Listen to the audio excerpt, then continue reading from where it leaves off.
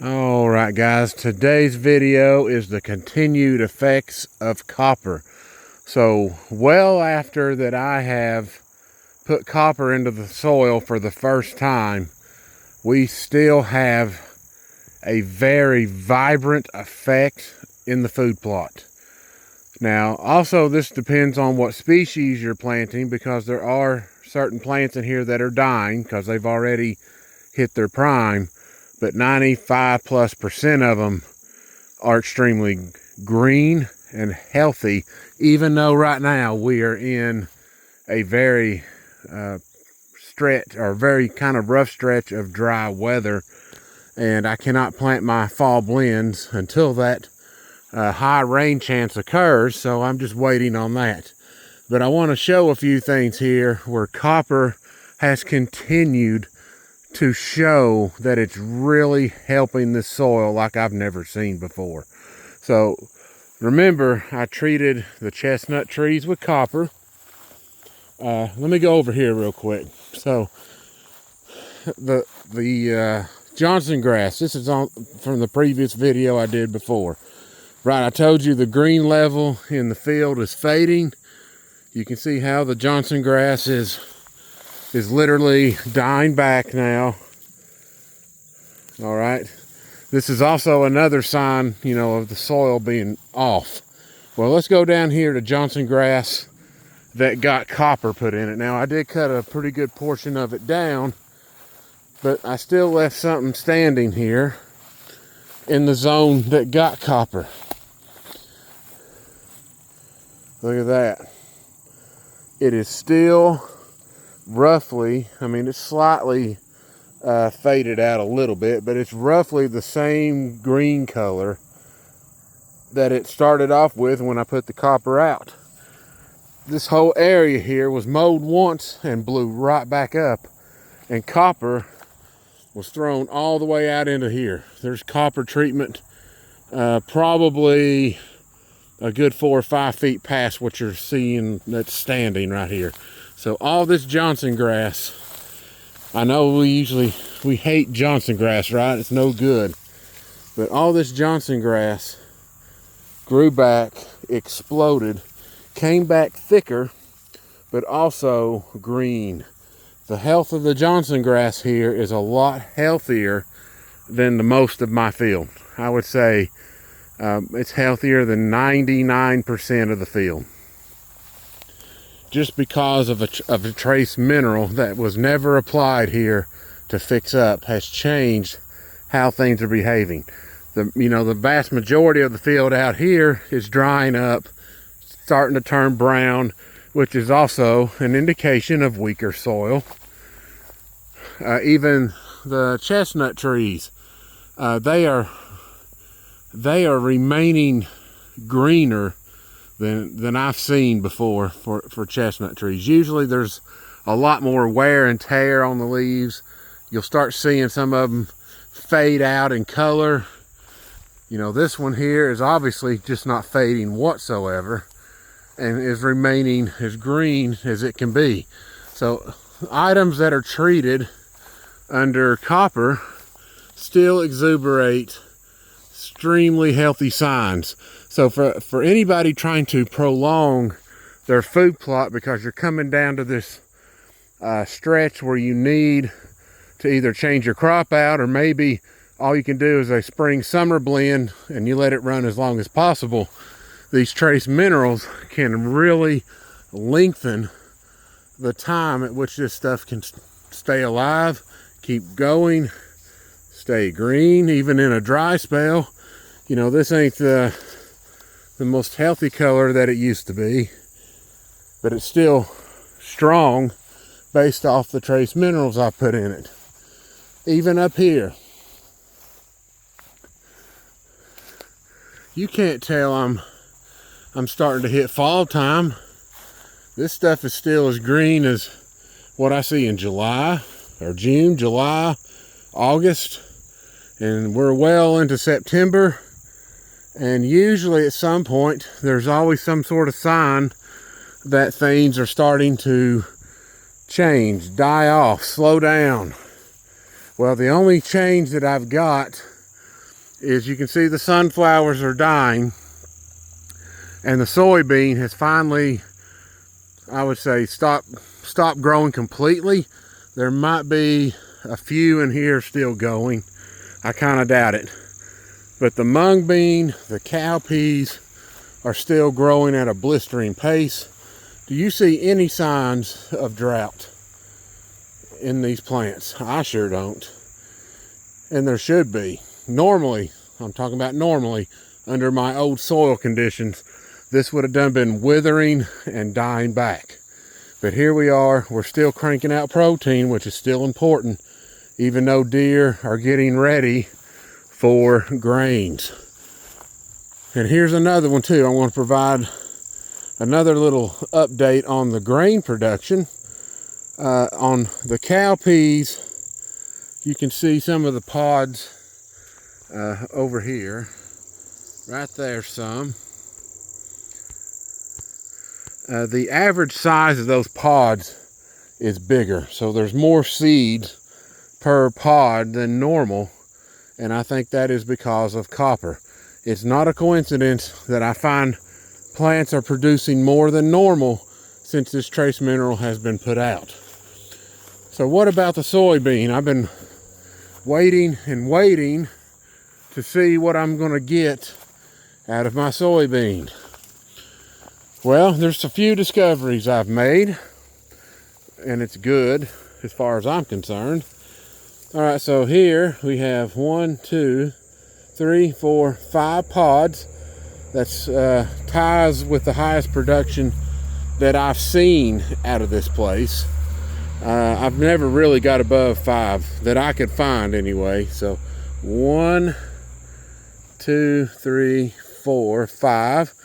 And as long as these flowers are here, it appears that they might be trying to make an extra pod or two if this can pan out. Now, these here don't look like they're going to work, so they look dead to me. But we do have excellent returns.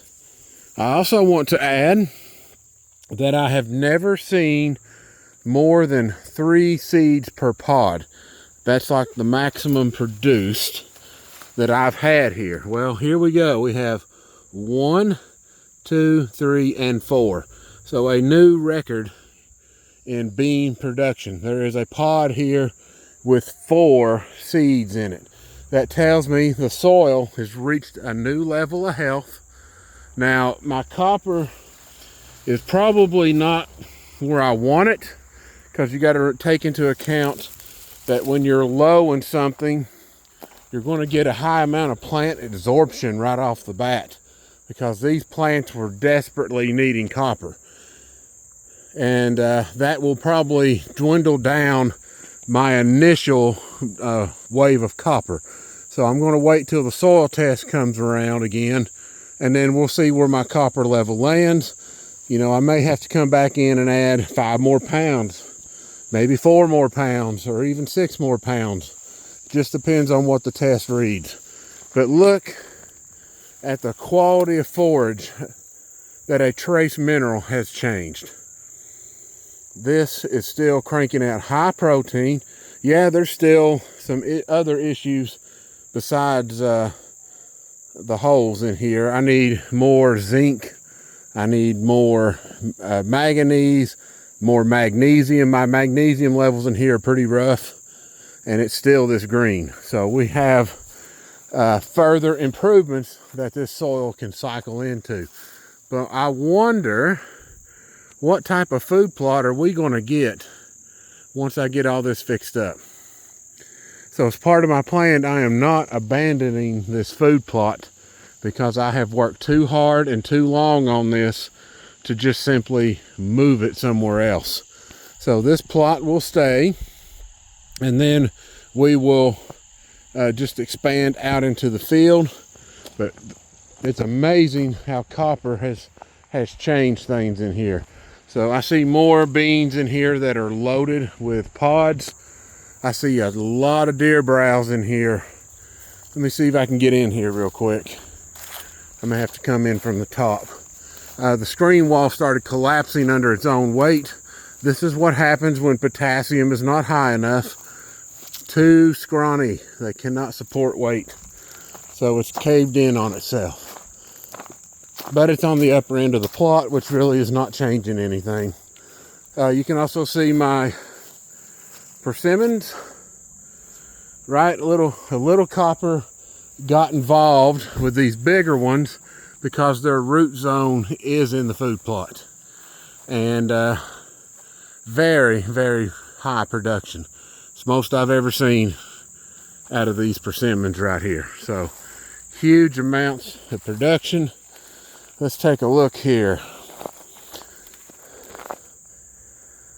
I think I can get in here. So let's do it. All right, so you can see sunflowers are past their prime, but some of these are actually still holding pretty good color, even though they're done. That's one of the effects of healthy ground. It will maintain a healthier look for a longer period of time. So this may affect my fall planting schedule. Oh, there we go. Look at this. All right, so we have 1, 2, 3, 4, 5, 6. Oops, sorry. Let me do this again. I wasn't paying attention to the camera. 1, 2, 3, 4, 5, 6, 7, and an 8th pod right there. So that shatters all kinds of production records out of my soybean. And you can see there's still additional flowers that didn't make it. You could probably, if you had a full pollination right there, that would nearly be double what you see now. So that's great. I like that. That's awesome. Let's see here. Try not to crush some of these plants, but I see loads and loads of deer browse in here. They are just completely scalping these plants down right now. The camera, there is no camera back here, so I'm in a blind spot, unfortunately. And let me do a little bit of weed removal here. All right, moving on. So as far as prepping for deer, we have some very, very promising plants in here. One issue is I've tried to prevent soybean from falling over, and it started falling over again because there's so many pods. That's taller than me. Definitely a new record here. That is 6'5", 6'6". Beautiful, absolutely beautiful growth in here. So we're getting more of a maximizing effect with trace minerals. Now I know I saw it. Oh, here it is. Okay, this is the plant I was kind of eyeing when I was looking through the screen wall. Was this one right here? This, guys, is one soybean plant. If I straighten him up, hold on a second here. If I can get this thing to straighten up, it's taller than I am. And it's actually still growing just a little bit, but the pod production looks insanely good this year. So we are definitely improving our outcome here. We have some cowpeas and mung bean in here that started pulling down some of the soybean, but it is responding very well. Matter of fact, this is the best response that I have ever seen up here. The amount of growth here represents what I was seeing in section 3 2 or 3 years ago. This is now competing with every section of the food plot. Absolutely love it. There's still some more things to improve, but obviously the copper has changed everything. That copper was definitely the missing link to increasing more production. Now, when I get into the others, You're going to see me go to zinc. I'm going to do manganese, or not manganese. Well, I'll do manganese again, but I'll do magnesium. I'm going to also treat calcium in here. So there's a lot of things that I haven't covered yet, and we'll get into them as I put these minerals out. And again, doing a little weed removal. You know, a few weeds is fine. Like I say, plots don't need to be perfect, but there's some nasties in here that I got to reduce the seed population. Beautiful growth. I never imagined section 1 staying this green. Never has made it this far. Now there is dying. Right here we do have some dying occurring, but that's because this soil is not quite on par with the other areas, and it is the lowest organic matter rating of the soybean, or of the food plot. So there is some dying. That is to be expected. But we are at least shattering records, guys. Big time change. So at this point, because copper is helping the food plot, deer are still getting much higher quality browse than they did in the past. So I'm lengthening the window of my spring and summer blends. Now here we get into the rocky stuff. That's more of what I expect, but less green. More death, less green. Now that it's improving, we have more green, less death. That is a beautiful looking plant for this type of soil. That one has also produced 5 pods. A lot of 4s, 3s, 4s up here. That's a good sign. The ground is getting healthier. Next year's soybean, barring some catastrophe weather-wise, should be even better, especially when I get the other nutrients involved. But this is awesome. Copper has done its job. Well worth the purchase. So it's amazing to me. I've known for a very long time that I've needed these trace minerals. Could I afford them at the time? Absolutely not.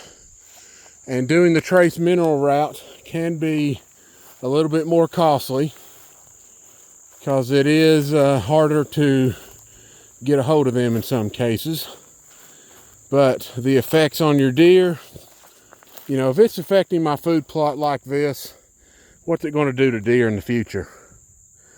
It would take me, you know, if you're doing a soil improvement project like this, it would take about 3 years to 5 years to see what type of results you're actually getting from an improvement like this. So I'll have to watch my fawns, and unfortunately, all my fawns this year are dead. Severe problem with coyotes, and we've got neighbors on deck trying to help. We're trying to get them, so it's just a matter of time. Beautiful pod production. Well, that's way more than 5 right there. I want to count them. That might be that might be 10. So let's see here. 1, 2, 3, 4, 5, 6, 7. 1, 2, 3, 4, 5, 6, 7, 8. If those right here hold, 9 and 10 on these 2 small ones, if those can make anything. And 11, there we go. There's 11 tucked in there. 11 pods, guys. Talking about a output explosion of grains. This copper is fantastic. Look at all the heads that sunflower over there produced. I would say in the neighborhood of 20-25 sunflower heads is what that thing made. Never seen a giant do that before. But here, copper is still cranking out greatness in my soil. So we'll see what my new levels test at, and then we're going to shoot to hit 4 to 5 parts per million. If that means I need to put more copper out to hit that goal, the results you see now can change again. If copper is elevated further, it's going to push these plants a little harder.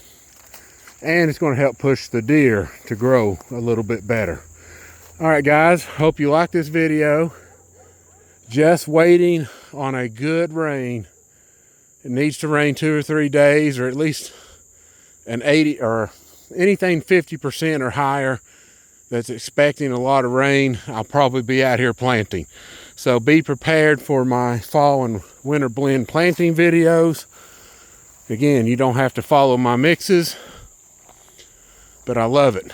This is making me really happy knowing that this effort is paying off and this ground is actually becoming something.